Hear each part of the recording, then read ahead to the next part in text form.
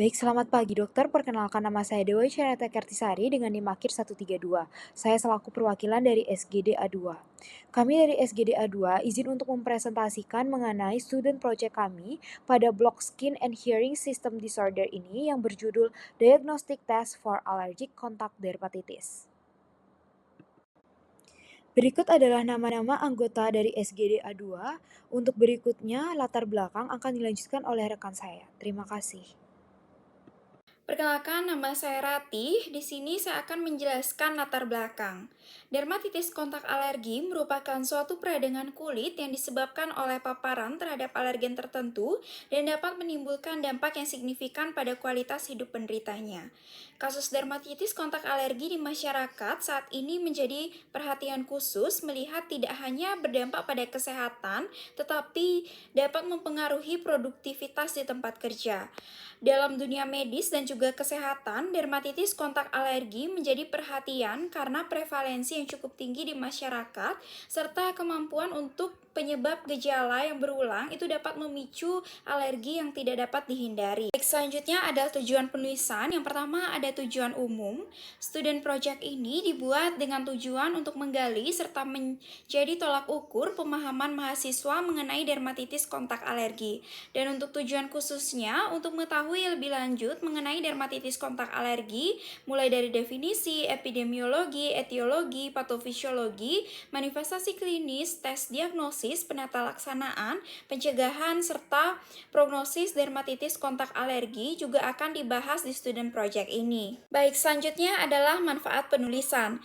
Yang pertama adalah manfaat teoritis. Adapun manfaat teoritis dari kajian pustaka ini adalah untuk memberikan pemahaman yang disertai bukti-bukti empiris mengenai dermatitis kontak alergi. Kedua, manfaat praktis bagi mahasiswa itu menambah wawasan sebagai mahasiswa kedokteran untuk memahami mulai dari definisi, epidemiologi, etiologi, patofisiologi, manifestasi klinis, tes diagnosis, penata laksanaan, pencegahan, serta prognosis dermatitis kontak alergi. Bagi masyarakat, menambah wawasan masyarakat mengenai dermatitis kontak alergi.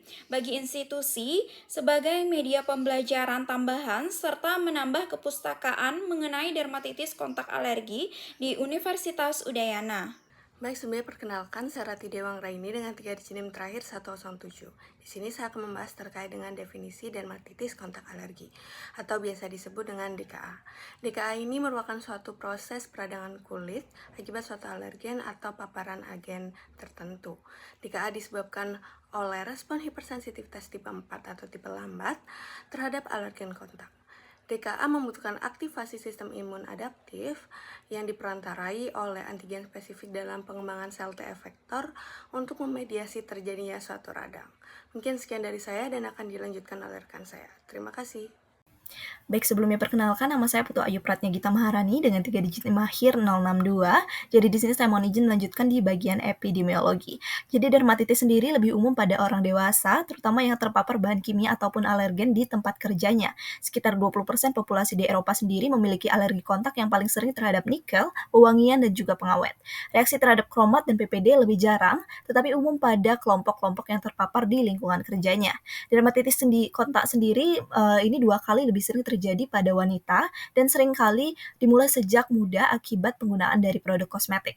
Sedangkan pekerja industri beresiko tinggi karena paparan bahan kimia di tempat pekerjaannya. Sedangkan prevalensi dermatitis kontak sendiri ini sebenarnya bervariasi dengan sekitar 15-20% populasi diperkirakan mengalaminya setidaknya sekali seumur hidup.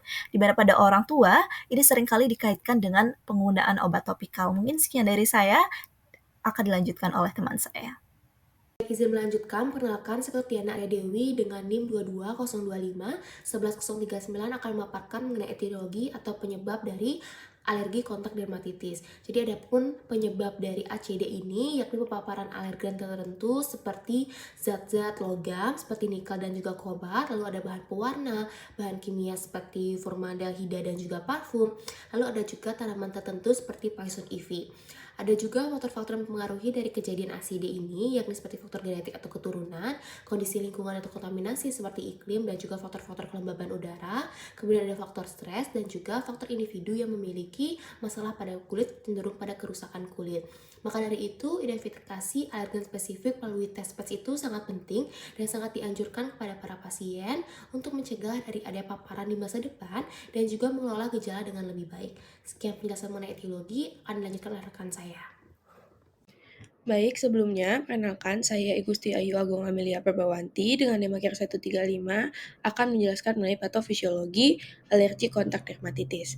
Jadi patofisiologi dari penyakit ini dimulai dari paparan kulit yang terkena alergen, di mana alergen yang biasanya bisa menyebabkan alergi kontak dermatitis itu adalah kosmetik, perhiasan, antiseptik, dan juga tumbuhan. Nah, pada fase awal itu terjadi fase sensitisasi, di mana pada fase ini itu antigen pertama kali masuk menembus stratum corneum dan mengaktifkan sel Langerhans yang bergerak ke kelenjar getah bening serta mengaktifkan sel T naif.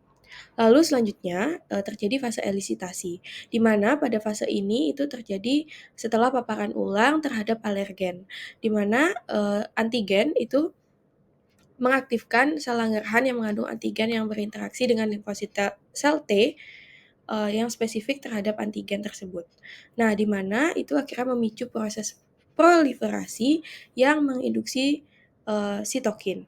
Nah, jadi proliferasi ini pada gilirannya itu akhirnya menciptakan respon inflamasi, yaitu inflamasi lokal yang menjadi adanya kemerahan ataupun bintik-bintik pada alergi kontak dermatitis.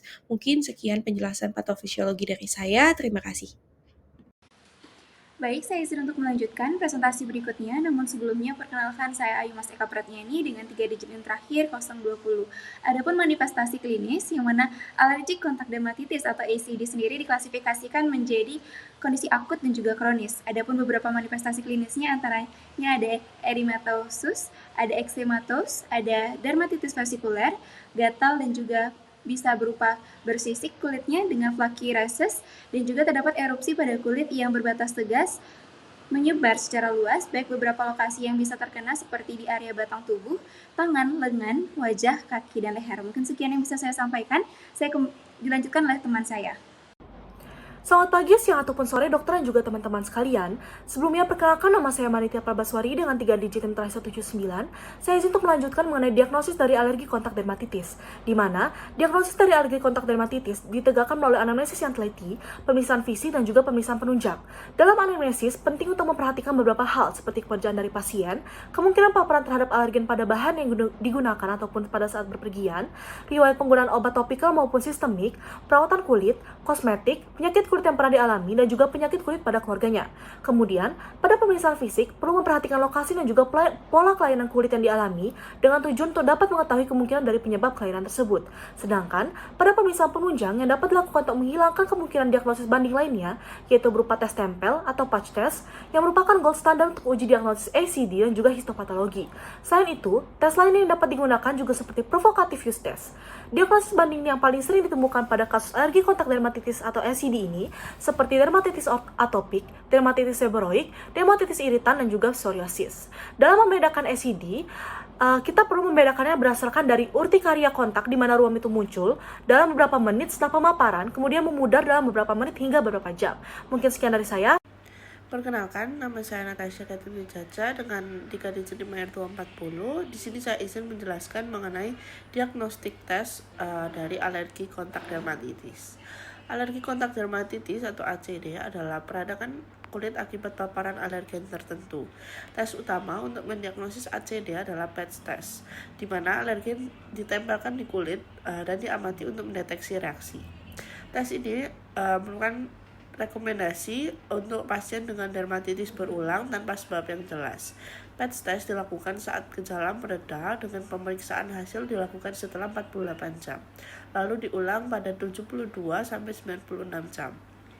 Prosedurnya meliputi persiapan alergen, penempelan pada kulit, dan pembacaan hasil. Reaksi negatif menunjukkan tidak adanya alergi, sedangkan reaksi positif menunjukkan sensitivitas terhadap alergen, dengan intensitas berbeda, lemah hingga sangat kuat. Hasil patch test membantu mengidentifikasi alergen umum seperti nikel, kromat, pewarna, dan parfum. Namun kondisi kulit dan usia dapat mempengaruhi hasil sehingga mengevaluasi klinis penting untuk menghindari hasil palsu. Selain patch test, penelitian awal menunjukkan bahwa biomarker seperti IL-10 dan IL-12 dapat membantu dalam mendeteksi ACD dengan lebih spesifik, memungkinkan diagnosis yang lebih tepat berdasarkan profil imunologis pasien. Mungkin sekian dari saya, akan dilanjutkan oleh teman saya. Baik, saya izin melanjutkan. Sebelumnya perkenalkan, saya Putri Aswarenggara Kita Dharma dengan 3 digit terakhir 209. Di sini saya akan menjelaskan mengenai penata laksanaan dermatitis kontak alergi. Yang pertama, kita harus identifikasi dan juga hindari terlebih dahulu alergen penyebabnya. Kemudian dapat diberikan kortikosteroid topikal jika mengenai kurang dari 20% bagian tubuh dan kortikosteroid oral jika mengenai lebih dari 20% bagian tubuh. Untuk pengelolaan gejala dapat diberikan antihistamin oral, hidrokortison, dan juga kompres tubuh menggunakan air dingin. Penting untuk tidak memecahkan vesikal agar tidak meningkatkan risiko infeksi. Sekian yang dapat saya sampaikan, akan dilanjutkan oleh rekan saya. Terima kasih. Baik, perkenalkan nama saya Dewi Canita Kertisari dengan NIM akhir 132. Saya izin melanjutkan terkait pencegahan dari dermatitis kontak alergi. Yang pertama, pencegahan resiko dermatitis kronis atau yang berulang itu tergantung pada identifikasi dan agen potensial. Kemudian edukasi pasien dan membantu pasien dalam mengidentifikasi pemicu alergi yang dialami agar dapat menghindari kontak dengan alergen. Apabila kontak dengan alergen itu tidak dapat dihindari, maka segera cuci permukaan kulit segera setelah kontak dengan alergen tersebut. Kemudian hindari perawatan berlebih terhadap kulit yang mengalami kerusakan akibat dermatitis kontak alergi. Pasien juga perlu diberikan modifikasi perilaku praktis yang dapat mengurangi respon peradangan dari penyakit ini. Sekian yang dapat saya sampaikan, berikutnya akan dilanjutkan oleh rekan saya. Terima kasih. Baik, perkenalkan nama saya Nima Delia Amanda Setiawati dengan 3 digit NIM terakhir 110 akan menjelaskan mengenai prognosis dari alergi kontak dermatitis. Merupakan suatu penyakit kulit yang berkaitan dengan reaksi hipersensitivitas tubuh terhadap suatu alergen tertentu. Jadi apabila alergen dapat dihindari dan juga dapat diketahui, maka ruang dapat menghilang atau mereda dalam waktu 2-4 minggu dengan prognosis yang baik. Terdapat beberapa fase dalam alergi kontak dermatitis ini, yaitu yang pertama, ada fase resolusi, yang merupakan fase pemulihan pertama setelah alergen dihindari dan dapat berlangsung selama 2-4 minggu.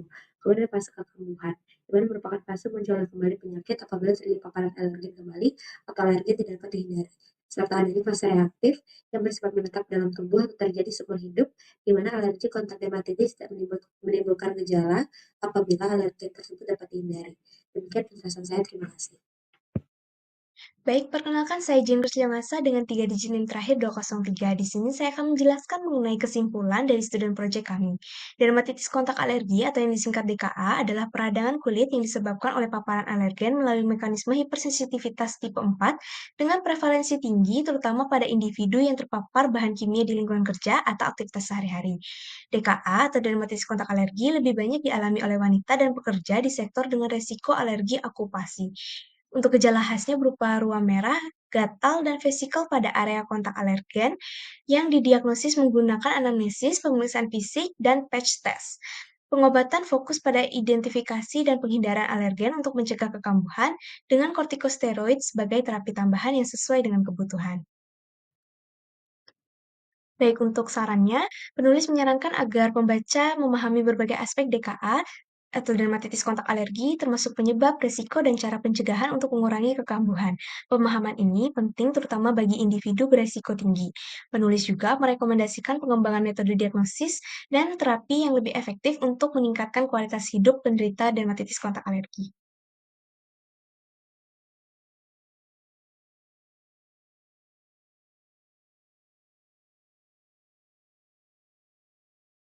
Baik, demikianlah student project dari SGDA 2. Akhir kata saya ucapkan terima kasih.